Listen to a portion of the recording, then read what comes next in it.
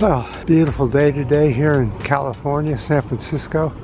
This weekend is supposed to be in the upper 70s to low 80s, and they're worried about snowmelt in the Sierra Nevadas. We'll see if the heat comes or not. It's also forecast to be rainy starting tonight and tomorrow, and then clearing up, and that should be it for the rainy season for California. In the Midwest and the East Coast, they're having more tornadoes, more people killed. It's so common now we hardly even notice it or even pay attention to it as climate change continues. But my big question has to be, have humans discovered everything there is to discover in the universe? Well, according to the scientists, they say between 70 and 80% of everything has been discovered. There's a little bit more that hasn't been, such as quantum mechanics is very undiscovered. What's happening in the center of the planet Earth? What's happening in black holes, the inside of a black hole? They're not even sure whether time can be traveled or not. They think it can be in wormholes, but the wormholes are very, very small, the ones that have been discovered so far or theorized. So humans are pretty smart. They've discovered just about everything.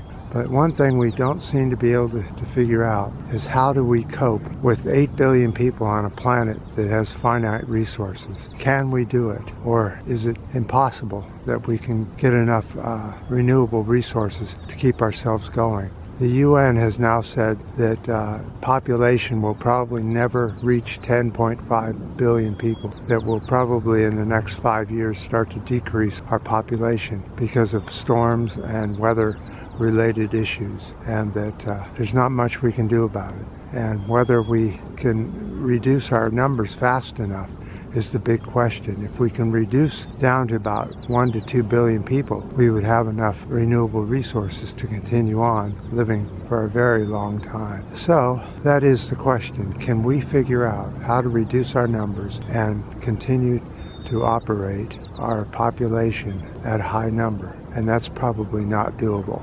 All the scientific literature there is out there, we can't do it. We have to reduce the population of humans and the domestic animals on this planet. We're just using up the planet too fast and too much and too many resources being used up too quickly. So that is the question. Can humans survive, or will we dwindle down forcibly our numbers? Because of environmental situations and the way nature works is when you're overpopulated, nature sort of forces the population down to a very low number, and then they can go back up again. It seems to be a cycle where animals go up in numbers too high, then they end up hitting a wall and they come back down, and they go back up and they come back down. It seems to be a cycle, and humans are on this cycle right now of too many humans and too many people not paying attention to what's going on. They don't want to know. They don't want to have to change their habits. But sooner or later, every one of us is going to face the reality of too much overpopulation.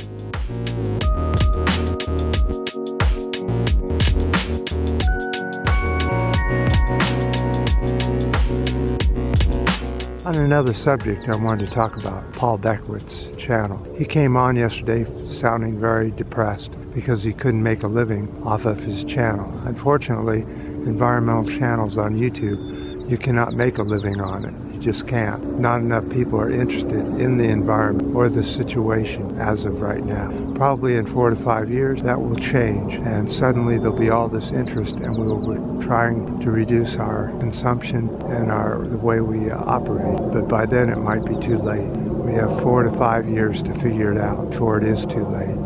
And the question is, will we figure it out? That's the big question. How much environmental degradation and disaster will it take to open people's eyes? And Paul, if you're listening, maybe you just need to lower the number of minutes that you put out your video. Condense it some, and that way you won't use so much of your time on the video, and you can still continue to put out content, but don't try to make any money off of it. It just won't work.